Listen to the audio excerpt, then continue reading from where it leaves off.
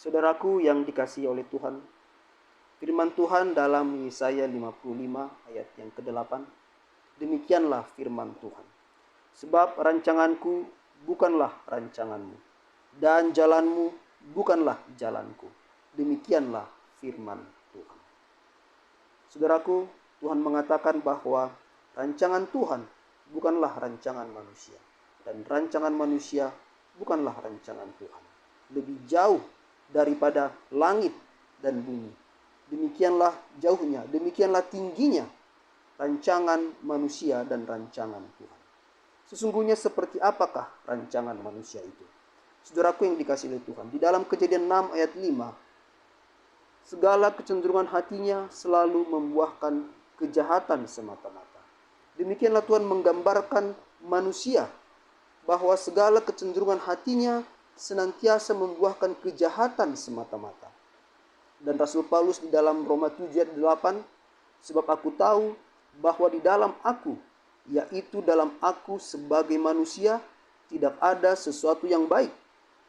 Kehendak memang ada di dalam aku, tetapi bukan hal berbuat apa yang baik. Setelah manusia jatuh ke dalam dosa, segala kecenderungan hatinya telah berubah. Manusia telah dikuasai oleh dosa, dan oleh karena itu keinginan-keinginan daginglah yang mendominasi, yang menguasai akan kehendak manusia. Dalam Galatia 5 diterangkan ayat yang ke-19, perbuatan daging telah nyata, yaitu percabulan, kecemaran, hawa nafsu, penyembahan berhala, sihir, segala praktik perdukunan, segala praktek nujum, jimat-jimat, jampi-jampi masuk ke dalam praktek persihiran. Kemudian perseteruan, perselisihan, iri hati, amarah, kepentingan diri sendiri, pencideraan, roh pemecah, kedengkian, kemabukan, pesta pora, dan sebagainya. Galatia 5 ayat 19 dan 20 dan 21. Masih banyak lagi daftar-daftar yang kalau ingin ditambahkan, yang menggambarkan kondisi manusia yang telah jatuh ke dalam dosa. Penuh dengan keserakahan, tipu daya, demikian juga persaingan, kesombongan ada di sana, pembunuhan, ada amarah di sana. Saudaraku, ini adalah gambaran manusia yang telah jatuh ke dalam dosa. Dan inilah kecenderungan hati manusia yang senantiasa melahirkan kejahatan.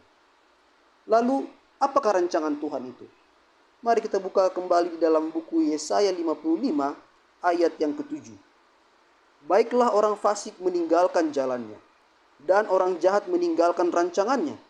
Baiklah ia kembali kepada Tuhan, maka dia akan mengasihaninya. Dan kepada Allah kita, sebab ia memberi pengampunan dengan limpahnya. Saudaraku yang dikasihi oleh Tuhan, rancangan Tuhan adalah rancangan keselamatan. Rancangan Tuhan adalah rancangan damai sejahtera bagi manusia yang sudah jatuh ke dalam dosa. Tuhan mau agar manusia bertobat, dan Tuhan berjanji Tuhan akan mengampuni dan akan menyelamatkan manusia dari segala dosa-dosa mereka. Firman Tuhan di dalam Yeremia pasal 29 ayat 11 mengatakan, rancanganku adalah rancangan damai sejahtera dan bukan rancangan kecelakaan. Rancangan Tuhan bukanlah rancangan kecelakaan, tetapi adalah rancangan keselamatan. Dan firman Tuhan di dalam Yehezkiel 33 ayat 11, aku tidak berkenan pada kematian orang fasik, melainkan aku berkenan pada pertobatan orang fasik itu dari kelakuannya, supaya ia hidup. Tuhan ingin orang berdosa, Tuhan ingin manusia bertobat dan hidup. Tuhan tidak ingin membinasakan manusia. Dalam 2 Petrus 3 ayat 18, tetapi ia sabar terhadap kamu, karena ia menghendaki supaya jangan ada yang binasa. 2 Petrus 3 ayat 18. Tuhan menghendaki supaya tidak ada yang binasa, tapi supaya semua orang bertobat dan diselamatkan. Inilah rencana Tuhan, inilah rancangan Tuhan bagi manusia. Apapun akan Tuhan lakukan agar supaya manusia selamat.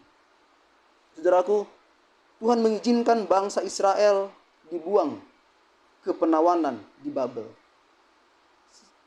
agar supaya mereka dapat kembali kepada Tuhan, agar mereka bertobat kembali kepada Tuhan, dan Tuhan memulihkan keadaan mereka.